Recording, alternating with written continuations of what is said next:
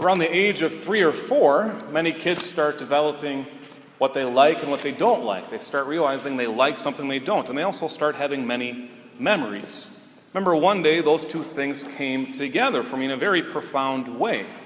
I realized at the age of 4, when I was with my family at some rally, I don't know exactly at the time what it was all about, but we were at this festival or rally, and of course as a little child, what do you always say when there's no food around? I'm hungry. I'm hungry, I'm hungry, I'm hungry. So I'm guessing me and my 2 brothers and 3 sisters said this to my parents, and somehow, at least in my memory, it got my dad so frustrated that he went across and got Burger King for us. I don't know if this is true or not, but this is my memory, right? And I remember my dad got us Whopper Juniors. And I realized at the age of 4, I hate Whopper Juniors. I don't know why. Maybe it's because they have onions on them. I'm not a big fan of onions, at least wasn't back then. Still ain't now. Also, maybe it's because we lived a half block away from a place called the Nook. And you've heard of that in St. Paul, right? Now, this is back when the Nook wasn't really well known. It was only known for 3-2 beer and really, really greasy hamburgers. But those hamburgers were delicious, and I'm pretty sure they have not cleaned the grill ever since I was 3 or 4 years old. So that's why the Nook is still good. But I remember in that van saying, I'm not a big fan of this Whopper Jr. I also remember that rally. And what I remember of that rally was this. There was praying, there was singing, there were speakers, and I think there was even some people who said a lot of things about innocence and babies and respect. Remember where it was. It was on Highland Park on Ford Parkway. And now, looking back, I realized what it was, especially when I got to about the age of 10 or 11. I realized it was a rally. It was a pro-life rally. Put on, of course, on Respect Life Sunday. Today is Respect Life Sunday. And the reason that we're on that field, that park over by Highland Park Library, is because across the street, laced back in the 80s, was this new building called Planned Parenthood that just moved in. And of course, we were out there having a rally saying that we were pro-life. Now, the good news is that building is no longer there. The bad news is it moved to University Avenue in St. Paul, where now it's closer to the light rail line, bus lines, University of Minnesota, University of St. Thomas, and more low-income housing. And it's a bigger building and a worse building. And now I try to avoid even going past that building, unless I'm going down there to pray. But I remember in middle school, whenever we passed by that area, those memories would start coming back to me of the Highland Park Library in that field where we had that beautiful rally, that joyful celebration for life. But then when I got to high school, I went to Korean-Durham Hall, and I got my own license. I'd actually tried to avoid driving down Ford Parkway because I didn't want to see that building where that evil happened. When I got to college in St. John Vianney Seminary, every single Friday at 3 o'clock, there'd be a group of seminarians that went down to Planned Parenthood to simply pray. And I knew what happened. I saw them leaving, I saw them meeting in the lobby, I knew when they went. But I never went, even though I was pro-life. Even though I consider myself very pro-life, I never went down. I couldn't make myself do it. I would pray silently by myself. I would tell people that I was pro-life, but I couldn't get myself to go down there. When I got to St. Paul's Seminary, remember once again, seminarians went down there to pray every single Friday at 3 o'clock. In the first semester, I said, no, I'm too busy. I can't go. And then second semester, Lent came. I remember praying, what should I do during Lent? And I thought about this. I'm sure I gave up meat or TV or something like that. But I also asked, what should I do for Lent?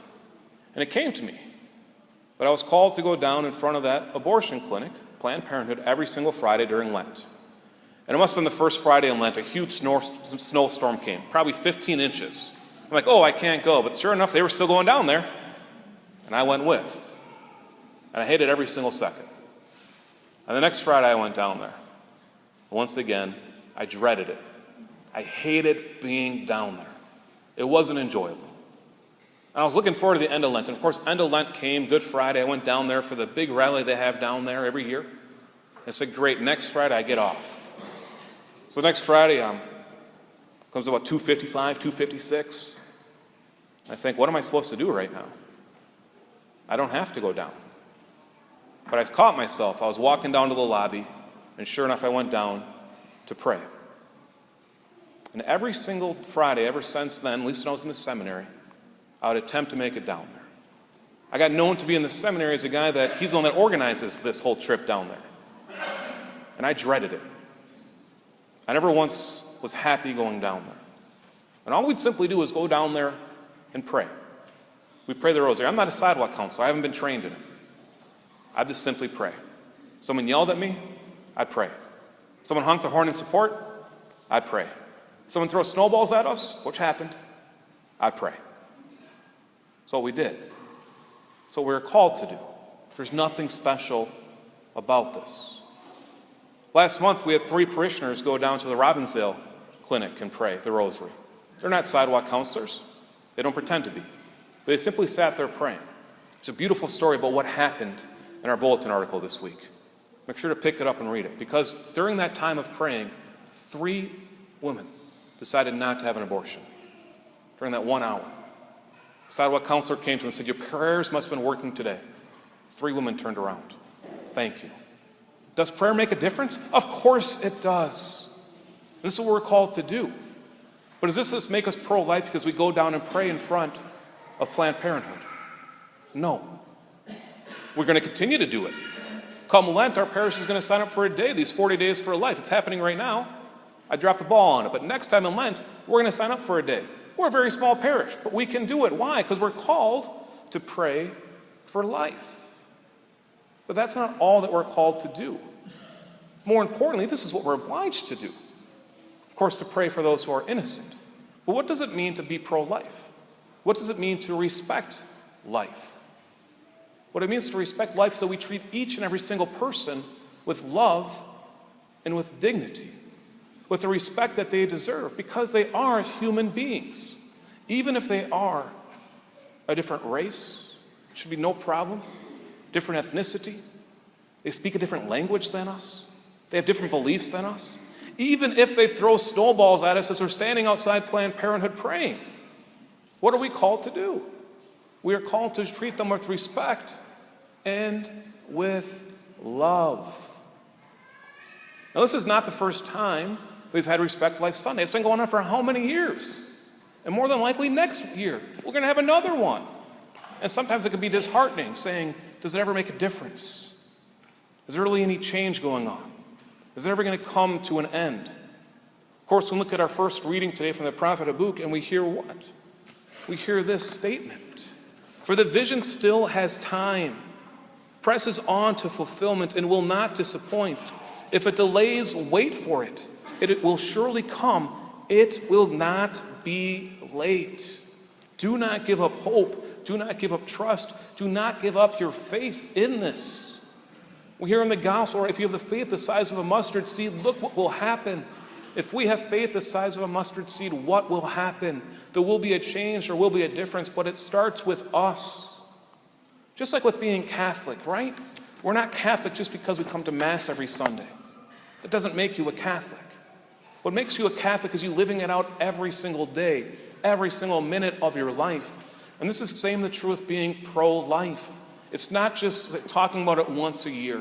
It's not just going down to the abortion clinic and praying, which we must do. It's not just supporting the Life Care Center, which we must do. This is what we're obliged to do.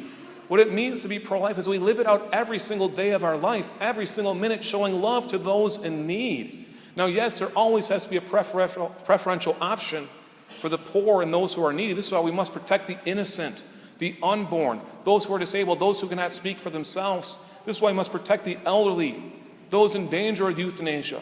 This is why we must speak up for those who can't speak because they don't have the right to, those in prison, those on death row, the immigrants. This is what it means to be pro-life, not just for those we like, but also for those who have done wrong. We love them. To be pro-life and be involved in the AIDS movement. I've heard people come to me and say, Father, I'm all for pro-life, but I can't support those who have AIDS because they chose it themselves. Really? Really? What would Jesus do? That's not being pro-life. It's not being Christian. They chose that.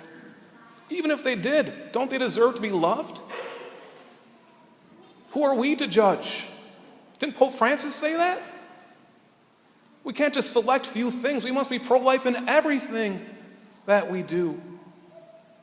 We must support the mother who has an unplanned pregnancy and not judge her, not just tell her, oh, it's okay, God's with you, but to show her love.